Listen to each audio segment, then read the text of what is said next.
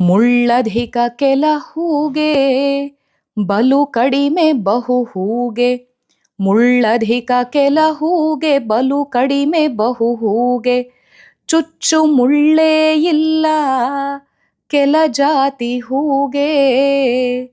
ವ್ಯತ್ಯಾಸ ಏಕೆಂದು ಮುನಿದರುತ್ತರವಿಲ್ಲ.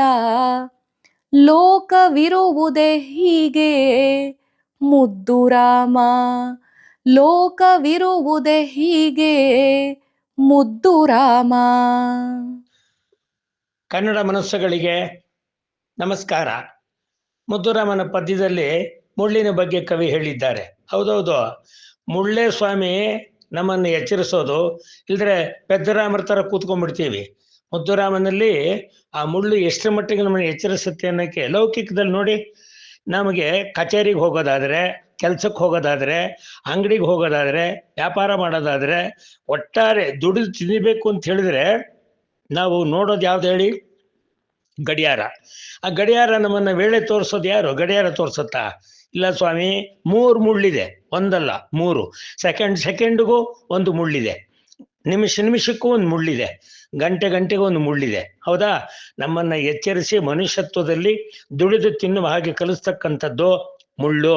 ಅದ್ರ ಜೊತೆ ಊಟಕ್ಕೆ ಕೂತಾಗಲೂ ಮನೇಲೂ ನೋಡಿ, ಮಾತುಕತೆಯಲ್ಲೂ ಕೂಡ ಮುಳ್ಳು ಹೇಗೆ ಎಚ್ಚರಿಸುತ್ತೆ ಅಂತ.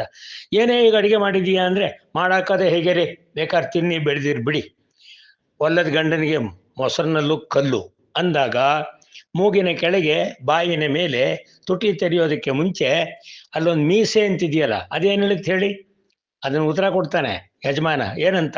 ಹೌದೌದು, ಒಲ್ಲದ ಗಂಡನಿಗೆ ಮೊಸರಿನಲ್ಲೂ ಕಲ್ಲು ಅಂದೆ, ಒಲ್ಲದ ಹೆಂಡತಿಗೆ ಗಂಡನ ಮೀಸೆಯು ಮುಳ್ಳು ಅಂದ್ರು. ಆದ್ದರಿಂದ ಮುಳ್ಳೇ ಇಲ್ಲ ಅಂತ ಹೇಳಿದ್ರೆ, ಈ ಹೊಟ್ಟೆ ಬಾಕ ಸಂಸ್ಕೃತಿಯಲ್ಲಿ ಮನುಷ್ಯ ಕೊಳ್ಳೆ ಹೊಡೆದು ಬಿಡ್ತಿದ್ದ, ಸೊಳ್ಳೆನೂ ಹೊಡೆಯೋಕ್ಕಾಗ್ತಿರ್ಲಿಲ್ಲ. ಅಷ್ಟೇ ಅಲ್ಲ, ಆರೋಗ್ಯಕ್ಕೆ ನಾವು ಚುಚ್ಚುಮದ್ದು ಅಂತ ಹೇಳ್ತೀವಿ, ಅಲ್ಲೂ ಮುಳ್ಳೆ. ಆ ಮುಳ್ಳಿನಿಂದಲೇ ನಮ್ಮ ಬದುಕು ಯಾವತ್ತೂ ಕೂಡ ಸನ್ಮಾರ್ಗದಲ್ಲಿ ನಡೆಯೋದಕ್ಕೆ ಎಚ್ಚರಿಸ್ತಕ್ಕಂಥ ಸಾಧನ. ನಮಸ್ಕಾರ.